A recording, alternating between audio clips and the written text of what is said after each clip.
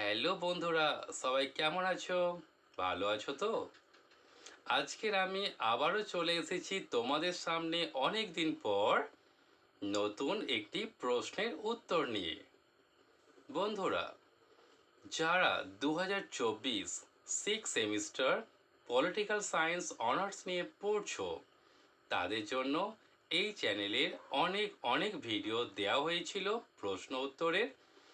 এবং আজকেরও 2024-এ যারা BA six সেমিস্টারের এক্সাম দেবে, তাদের জন্য এই চ্যানেলে পলিটিক্যাল সায়েন্সের যে নোটস বা প্রশ্ন উত্তর দেওয়া হয়, এই চ্যানেল থেকে তোমরা পেয়ে যাবে। সো বন্ধুরা, দেখো, আজকের আমি তোমাদের জন্য BA six semester political science অনার্সের CC13 পেপারের কিছু শর্ট প্রশ্ন উত্তর নিয়ে এসেছি। সেই প্রশ্ন উত্তরগুলো তোমরা দেখে দেখে রেডি করে নাও এবং মুখস্থ করে নাও। তাহলে বন্ধুরা, চলো আর দেরি না করে আজকের আমি তোমাদের জন্য CC13 পেপারের যে প্রশ্নগুলো নিয়ে এসেছি তা হলো প্রশ্ন: সিদ্ধান্ত গ্রহণ প্রক্রিয়া বলতে কি বোঝো? কি লিখবে? সমস্যার স্বীকৃতি, সমস্যার পিছনে তথ্যাদি সংগ্রহ, সমাধানের জন্য বিকল্পের অনুসন্ধান, বিকল্পের মধ্যে থেকে যে কোনো একটিকে নির্বাচন সংক্রান্ত প্রক্রিয়াকে বলা হয় সিদ্ধান্ত গ্রহণ। তো এই প্রশ্নটা তোমরা এইভাবে লিখে নেবে। সেকেন্ড প্রশ্ন: সিদ্ধান্ত গ্রহণের একটি বৈশিষ্ট্য উল্লেখ করো। কি লিখবে? না, সিদ্ধান্ত গ্রহণ হলো একটি তথ্যভিত্তিক বা তথ্য সমৃদ্ধ ধারণা। পরের প্রশ্ন: যোগাযোগ ব্যবস্থা বলতে কি বোঝো? কি লিখবে? যোগাযোগ হলো একজন বা অন্যজনের মধ্যে বা ব্যক্তি গোষ্ঠীর মধ্যে ধারণা, চিন্তাভাবনা, অনুভূতি ইত্যাদি প্রতিষ্ঠা করা।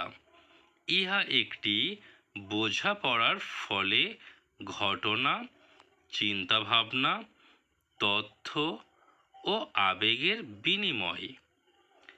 পরের প্রশ্ন: নিয়ন্ত্রণ বলতে কি বোঝো?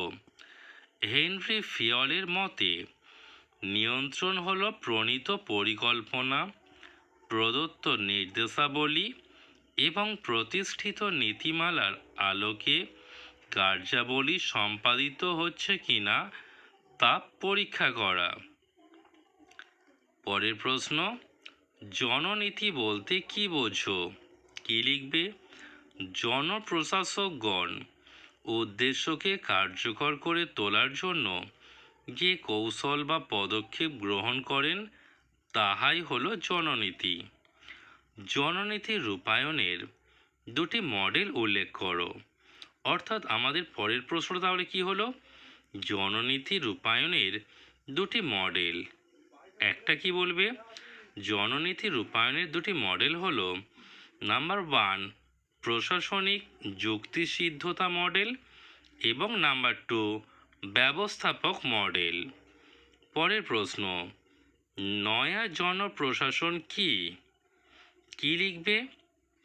1960-এর দশকের শেষার্ধে এবং 1970-এর দশকের প্রথমার্ধে নয়া জনপ্রশাসন আন্দোলন সনাতন জনপ্রশাসনকে চ্যালেঞ্জ করে তার মতাদর্শগত অস্পষ্টতার জন্য সমালোচনা করে।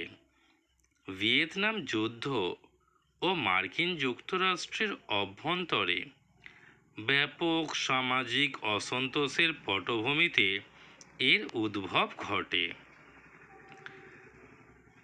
নেক্সট প্রশ্ন এবং আজকের আমাদের লাস্ট প্রশ্ন কি? নয়া জনপ্রশাসনের মূল নীতিগুলি লেখো। কি লিখবে? নয়া জনপ্রশাসনের মূল নীতিগুলি হলো অংশগ্রহণ, বিকেন্দ্রীকরণ ও প্রতিনিধিত্বমূলক আমলাতন্ত্র।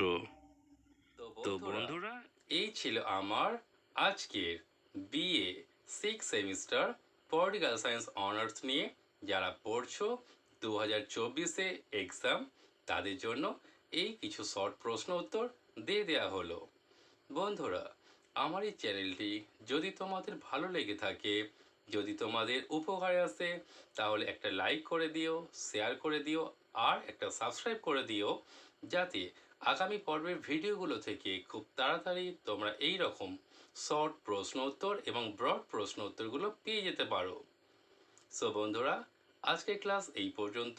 পরবর্তী ভিডিওতে দেখা হচ্ছে আরও একটি 10 মার্কসের প্রশ্নের উত্তর নিয়ে। সো বন্ধুরা, থ্যাংক ইউ।